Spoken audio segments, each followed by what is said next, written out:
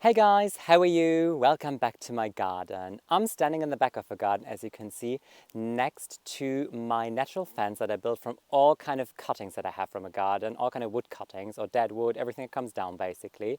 And I showed you this fence already in one of my previous videos and asked you, are you interested in learning more about it? And Karen commented on it and said, yes, she wants to learn more about it. So thank you so much, Karen. That was really encouraging.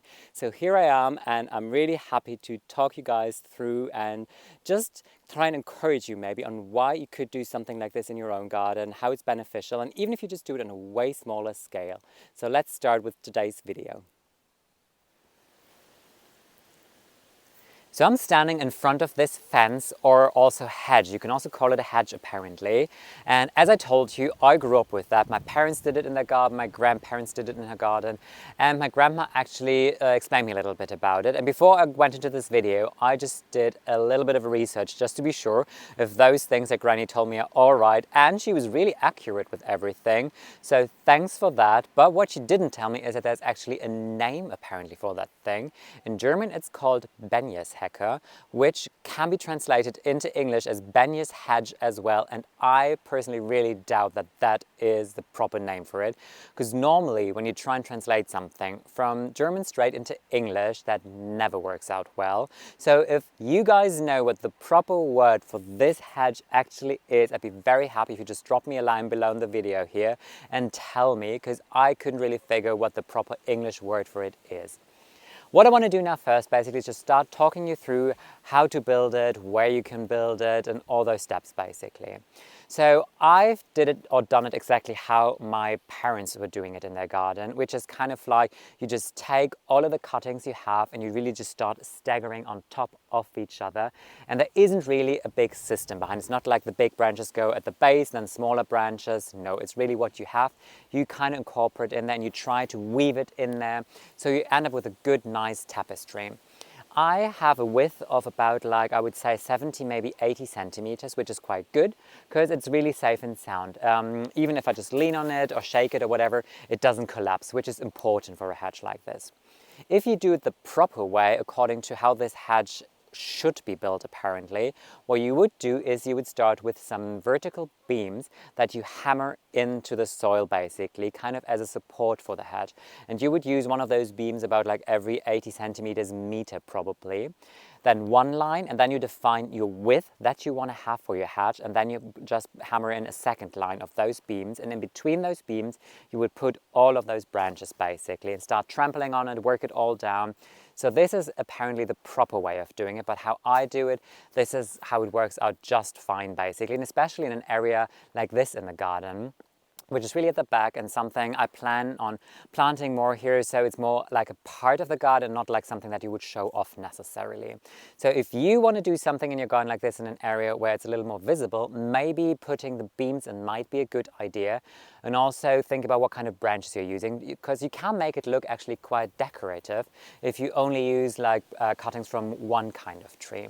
What I do is like I use all that material that comes down from the trees, all the branches that I found on the lawn from the walnut trees, for example. Even like if something still has leaves on it, if I cut something back that still has leaves on it, I put it in here and incorporate everything in here, and it works perfectly fine because what the hedge does, it is all natural basically. So of course it starts to decompose. I'm just looking down because Alfie is with me now today. I'm going to lift her up in a second if she's still with me. Oh, I do it now. Come on, Alfie. Yeah, come here. Come here. Hello. Alfie's with me. She's freshly showered yesterday evening, so she smells really good now. And she loves to be on the slope with me because she can run around, have fun. A lot of branches here. Most of the branches are on the hedge though, but still, she still finds a nice branch. So what this hedge does, because it's all built of natural material, it starts to decompose down. And I built a hedge like this by the base of the slope about 9 years ago, I would say. And when I did it, it was pretty much like a meter high, I would say. And by now it's sunken down by half because it really started to rot down, all the bacteria, everything worked its way in there. And I came in and checked with my hands like at the base, and there is really nice fresh compost basically from all the material that composted down. lovely, it smells good like fresh soil, so beautiful. And this is also one of the advantages on how to use these kind of hedges, because you create really nice soil by the base, and this is good for a nice underplanting.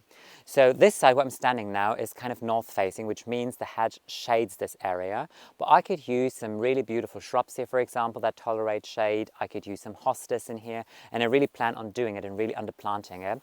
On the top, I kind of plan on doing some shrubs, for example, and just really work my way through here.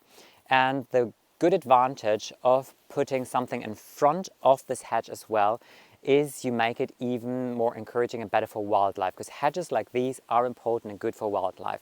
I knew that there are a few birds that like to nest in hedges like these. So if you, for example, have red robins or hedge sparrows in your garden, those are the kind of birds that would really benefit from a hedge like this. If you don't have those birds, just do research, just observe what kind of birds you have in your garden and Google them and figure out what kind of conditions they need to build a nest. Because red robins, for example, and hedge sparrows, they do not nest somewhere in the treetops or like in a cave in a tree or something.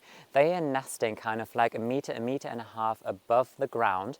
So hedges like these are kind of perfect for them, especially when they have a good width, because they can just get in there and build a nest in there.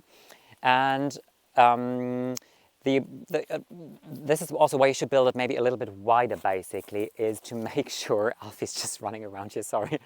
A little bit wider is to make sure that predators can't get in easily. You want to make sure that a cat or a marten, for example, doesn't have easy access to it, because you want to make sure that the birds really have the opportunity to breed in there, nest in there, and you're going to have more birds next year, of course. So what I do as well, sometimes when I have cuttings from roses, for example, or things that have thorns or pricks on it, I kind of like weave them in here as well, because this is a good thing for the birds, actually, because it is like an extra shelter for them. Not only birds benefit from this, obviously hedgehogs, they need somewhere to sleep during winter time for hibernation. So they would also kind of like try and get in there somehow.